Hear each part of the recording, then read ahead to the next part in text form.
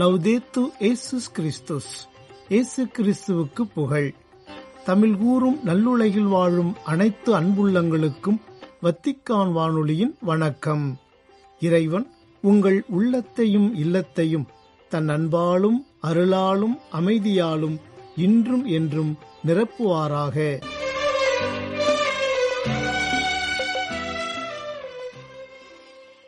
அன்பு நேயர்களே, வத்திக்கான் வானொலி இன்று உங்களுக்கு வழங்கவிருப்பவை தடம் தந்த தகைமை மற்றும் இவ்வார புனிதர்கள்.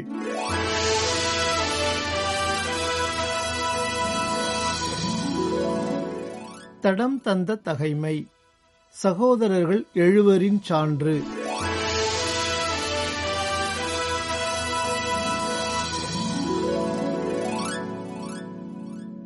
அந்நாட்களில் சகோதரர் 7 3ஆமவர் இறந்தபின் 4ஆமவரையும் அவர்கள் அவ்வண்ணமே துன்புறுத்தி கொடுமைப்படுத்தினார்கள். அவர் இறக்கும் தருவாயில் கடவுள் மீண்டும் உயிர்த்தெழச் செய்வார் என்னும் நம்பிக்கை எனக்கு இருப்பதால் மனிதர் கையால் இறக்க விரும்புகிறேன். ஆனால் நீ வாழ்வு பெற உயிர்த்தெழ மாட்டாய் என்றார். அதன்பின் 5ஆமவரை கூட்டி வந்து அவரையும் வதைத்தார்கள். அவர் மன்னனை பார்த்து, நீ சாவுக்குரியவனாயிருந்தும் மனிதர் மேல் உனக்கு அதிகாரம் இருப்பதால் நீ விரும்பியதை செய்கிறாய். ஆனால் கடவுள் எங்கள் இனத்தை கைவிட்டு விட்டார் என எண்ணாதே. அவரின் மாபெரும் ஆற்றல் உன்னையும் என் வழிமரபினரையும் எவ்வாறு வதைக்கப் போகிறது என்பதை நீ விரைவில் காண்பாய் என்றார். அவருக்கு பின் 6ஆமவரை கூட்டி வந்தார்கள். அவரும் உயிர் பிரியும் வேளையில், வீணாக நீ ஏமாந்து போகாதே. ஏனெனில் எங்கள் பொருட்டே, எங்கள் கடவுளுக்கு நாங்கள் செய்துள்ள பாவங்களின் பொருட்டே இவ்வாறு துன்பப்படுகிறோம். ஆகவேதான் இத்தகைய வியத்தகு செயல்கள் எங்களுக்கு நிகழ்ந்துள்ளன. ஆனால் கடவுளுக்கு எதிராக போராட துணிந்த நீ தண்டனைக்கு தப்பலாம் என எண்ணாதே என்று கூறினார்.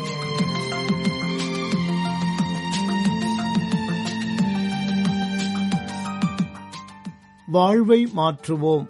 இவ்வார புனிதர்கள்.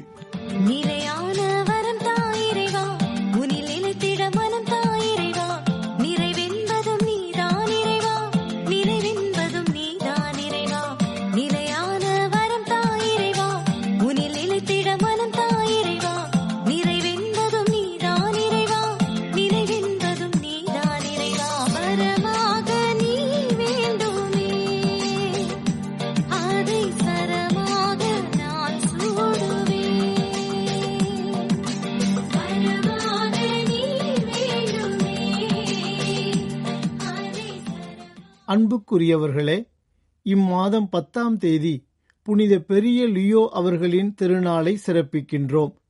இவர் ரோமையில் பிறந்தவர். உயர்ந்த கல்வி கற்றுக்கொள்ளும் வசதி பெற்றிருந்தார். திருத்தந்தை முதல் செலஸ்டின் காலத்தில் லியோவை தியாக்கோனாக முதலாக சந்திக்கின்றோம். புனித சிரில் இவரிடம் நேரிடையாக கடித தொடர்பு கொண்டிருந்ததிலிருந்து இவரது பெருமை புலனாகிறது. காசியன் என்பவர் நெஸ்டோரியஸின் தப்பறையை கண்டித்து எழுதிய நூலை லியோவுக்கு அர்ப்பணம் செய்தார்.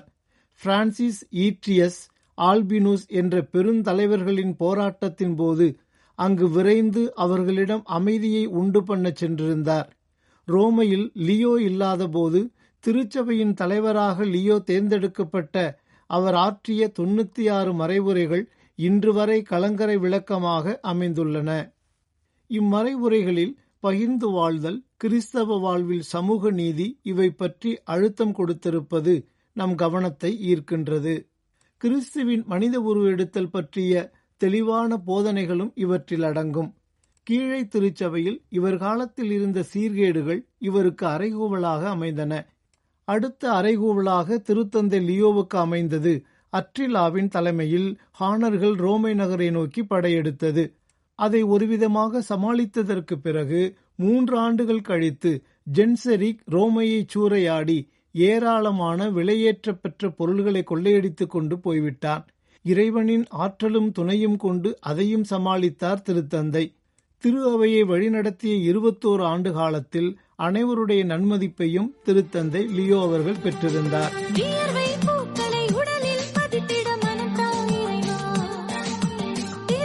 கொண்டு எதிலும் உயர்த்திட மனம் தாயிரை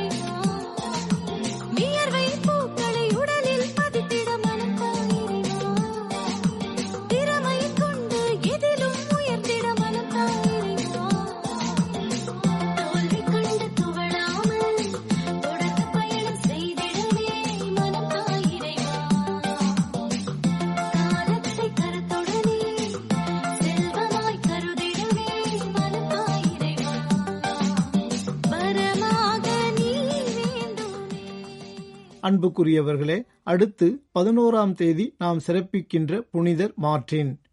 இவர் பன்னோனியா நாட்டில் சபேரியா நகரில் பிறந்தவர். இவரின் பெற்றோர்கள் கிறிஸ்துவை அறியாதவர்கள். தந்தை படை அலுவலர் பணியின் பொருட்டு இத்தாலியில் பாவியா நகருக்கு குடும்பத்தினருடன் செல்ல வேண்டியதாயிற்று. 15 வயதில் மார்ட்டின் கட்டாயமாக படையில் சேர்க்கப்பட்டார். இன்னும் கிறிஸ்துவின் ஒளி பெறவில்லை. இருந்தாலும் ஒரு கிறிஸ்தவ துறவி போல் வாழ்ந்து வந்தார். ஏமியன்ஸ் நகரில் இவர் வாழ்ந்த ஒரு நாள் கடுங்குளிர்காலத்தில் நகரின் நுழைவாயிலில் குளிரினால் நடுங்கி அரை நிர்வாணமாக பிச்சை எடுத்துக் கொண்டிருந்த ஏழை ஒருவரை சந்தித்தார். தமது போர்வையை 2ஆக கிழித்து ஒரு பகுதியை அந்த ஏழையின் மீது போர்த்தினார். மறுபாதியை தமக்கு வைத்துக் கொண்டார். அதே நாள் இரவு இயேசு மார்ட்டினுக்கு தோன்றினார். மார்ட்டின், இந்த போர்வையினால் என்னை நீ போர்த்தினாய் என்ற சொற்களை அவர் கேட்க முடிந்தது. இந்நிகழ்வுக்கு பிறகு மார்ட்டின் திருமுழுக்கு பெறுவதற்கு ஓட்டமெடுத்தாராம். இவர் இன்னும் படையை விட்டு விலகவில்லை. இவருக்கு 22 வயது ஆனபோது பிரான்சை சூறையாட அரக்கர் கூட்டம் வந்தது. மார்ட்டின் படையிலிருந்து விடுதலை அடைந்தார். பின்னர் புனித லாரியர் ஆயராக பணியாற்றிய பாய்டியஸ் நகரை அடைந்தார். அவரின் சீடரானார். இச்சூழலில் மார்ட்டினுக்கு தோன்றிய கனவின் அடிப்படையில் சொந்த ஊரான பன்னோனியா சென்று தம் தந்தை தவிர மற்ற அனைவருக்கும் திருமுழுக்கு அளித்தார். சென்ற இடத்தில் ஆரிய பதிதரின் தப்பறையை கடுமையாக சுட்டிக்காட்டியதால் பிறகு புனித இலாரியர் தானமாக அளித்த ஒரு இடத்தில் தனிமையில் நாட்களை கழித்தார். விரைவில் தவமுனிவர் பலர் அவரிடம் வந்து சேர்ந்துவிட்டனர். கிபி 1607 வரை இந்த துறவு மடம் பெரிதாக பெருகி கண்கொள்ளா காட்சியாக அமைந்தது. 10 ஆண்டுகள் மார்ட்டின் இங்கு வாழ்ந்து உடன் துறவிகளுக்கு ஆன்மீக வழிகாட்டியாக அமைந்ததோடு அருகிலிருந்த இடங்களுக்கு சென்று மறைபரப்பு பணியில் முழுவீச்சில் ஈடுபட்டார். நலமானதை செய்திடுவாய், நாட்டினிலே குடியிருப்பாய், நண்பத்தகுந்தவராய் வாழ்ந்திடுவாய். ஆண்டவர் நேர்மையை விரும்புகின்றார், தம் அன்பரை அவர் கைவிடுவதில்லை, தம் அன்பரை அவர் கைவிடுவதில்லை. நேர்மையுள்ளோருக்கு மீட்பு ஆண்டவரே அருள்கின்றார். நேர்மையுள்ளோருக்கு மீட்பு ஆண்டவரே அருள்கின்றார். பிரியமானவர்களே, அடுத்து 12ஆம் தேதி புனித ஜோசபாத் அவர்களின் திருநாளை சிறப்பிக்கின்றோம். இயேசு கிறிஸ்துவே, இறைமகனே, இந்த ஏழை பாவி மேல் இரக்கம் வையும் என்று இடைவிடாமல் ஜெபித்தவர் இவர். நம்மை விட்டு அகன்று இருப்போருக்காக அடிக்கடி ஜெபிக்க வேண்டும் என்றும் கூறியவர். ஆன்மாக்களின் மீது தாகம் கொண்டு மருத்துவமனை, சிறைச்சாலை, வயல்வெளிகளுக்கும் சென்று ஒப்புரவு கேட்டார். பிரிவினை சபையினரால் ஆன்மாக்களை திருடுகிறவர் என்று அழைக்கப்பட்டவரே புனித ஜோசபாத். இவர் 1580ஆம் ஆண்டு லித்துவேனில் பிறந்தார். பெற்றோரின் வழிகாட்டுதலால் இறைபக்தியில் சிறந்து விளங்கினார். ஜபங்களை மனப்பாடம் செய்து இடைவிடாமல் ஜெபித்து இறையருள் பெற்றார். வில்னாவில் வாழ்ந்த பாப்போவிக் என்பவரிடம் வியாபார நுணுக்கங்களை கற்றுக்கொண்டார். ஓய்வு நேரங்களில் அருகிலுள்ள ஆலயத்திற்கு சென்று ஜெபித்தார். தாய் திருச்சபையிலிருந்து பிரிந்து சென்ற மக்கள் திருச்சபையில் இணைய அரும்பாடுபட்டார். தனது 24வது வயதில் துறவு மேற்கொண்டார். மாமிச உணவுகளை தவிர்த்தார். நோன்பிருந்து தவம் செய்து மன்றாடினார். வெறும் தரையில் படுத்து உறங்கினார். தன்னுடைய ஆன்மாவும் அயலானின் ஆன்மாவும் மீட்பு பெற ஆர்வமுடன் உழைத்தார். 1609ஆம் ஆண்டு குருவாக அருள்பொழிவு பெற்றார்.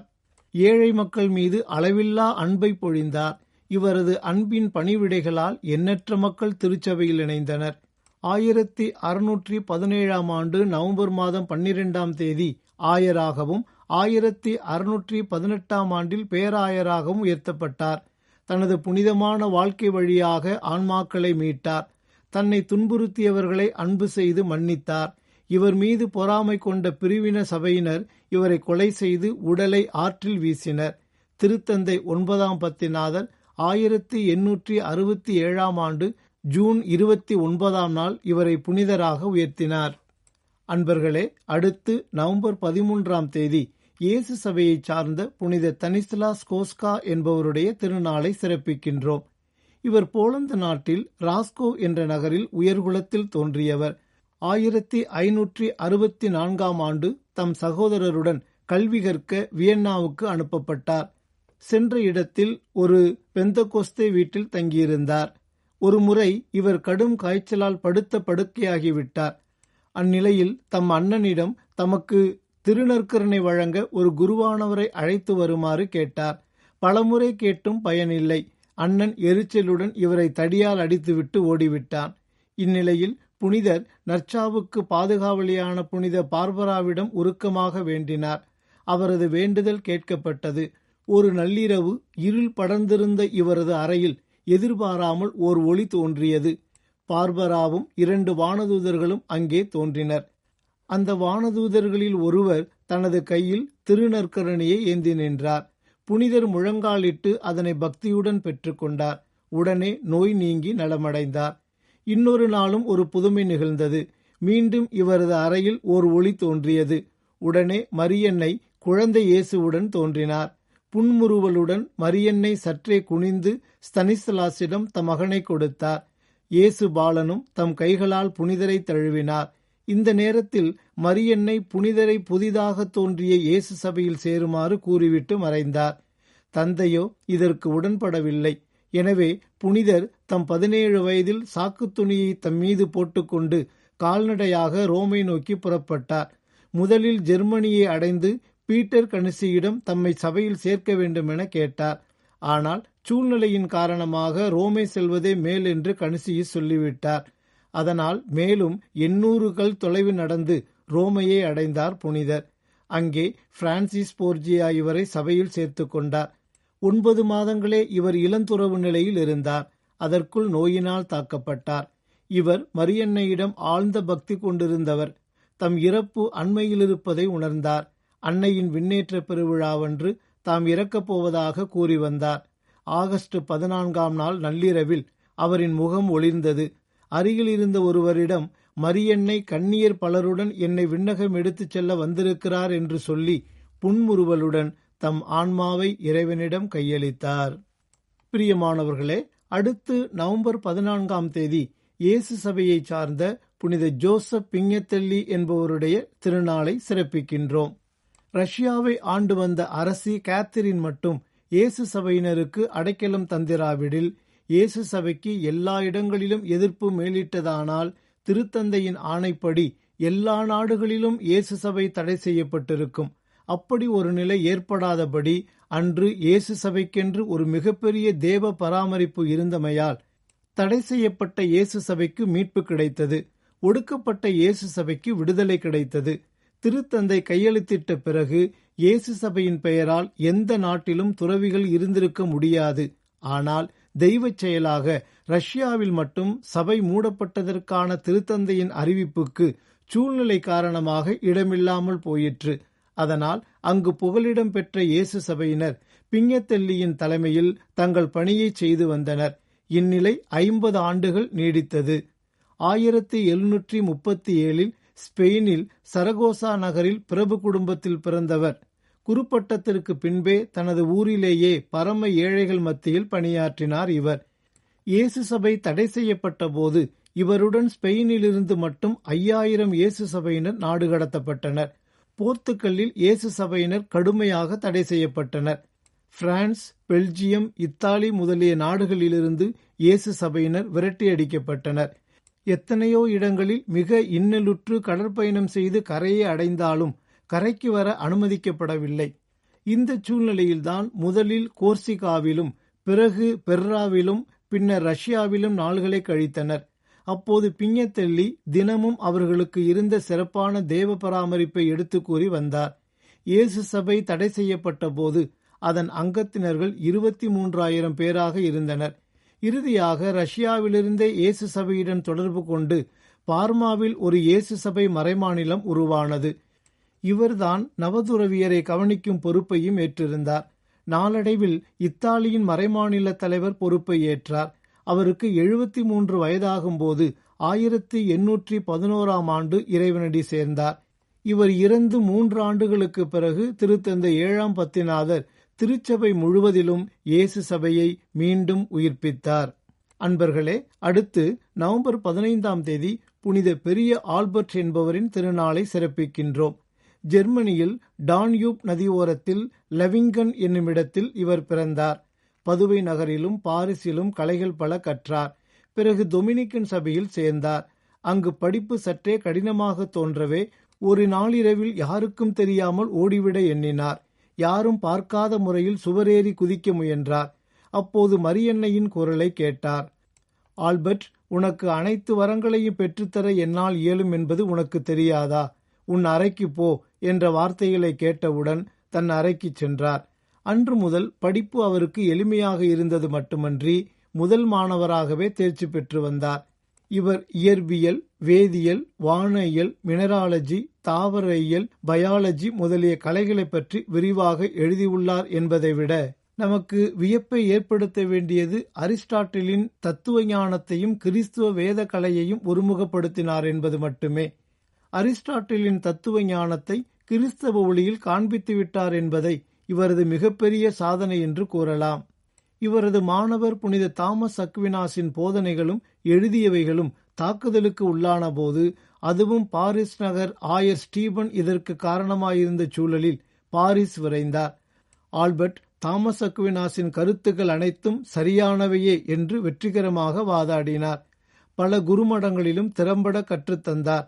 ரீகன்ஸ்பர்க் நகரின் ஆயராக உயர்வு பெற்ற பின் எங்கெல்லாம் ஒற்றுமை சீர்குலைந்திருந்ததோ அங்கெல்லாம் அதனை நிலைநாட்ட அரும்பெரும் முயற்சிகள் செய்தார். பல அரிய பெரிய நூல்களை எழுதியுள்ளார். பிரான்ஸ் நாட்டினரையும் ஜெர்மனி நாட்டினரையும் பொஹிமியா சிலுவை போருக்கு தயாரித்தார். அரிஸ்டாட்டில் என்ற புகழ்வாய்ந்த தத்துவ ஞானி தந்த ஞானத்தை கிறிஸ்தவ நற்செய்தியின் ஒளியில் ஒளிரச் செய்த பெருமை இவருக்குரியது. இவருக்கு மறைவல்லுநர் பட்டம் அளிக்கப்பட்டுள்ளது. மேலும் இவர் புனித அக்வினாஸ் தோமையாரின் ஆசிரியர். இவரது காலத்தில் மரியன்னையை புகழ்ந்து இவர் எழுதிய அளவுக்கு வேறு யாரும் அவ்வளவு விரிவாக எழுதவில்லை என்பது சிறப்புக்குரியது. பாவங்கள் நீங்கி பரிசுத்தராகி பரமனுக்காய் வாழுவோம். பாரெங்குமே நாமம் விளங்க ஒளியினை வீசுவோம். பாவங்கள் நீங்கி பரிசுத்தராகி பரமனுக்காய் வாழுவோம். பாரெங்குமே நாமம் விளங்க ஒளியினை வீசுவோம். எரிந்து எழுந்து சுடர் விடுவோம். இயேசுவின் அன்பினை காத்திடுவோம். தீபமாய் சாட்சியாய் பிரகாசிப்போம். தீபமாய் சாட்சியாய் பிரகாசிப்போம்.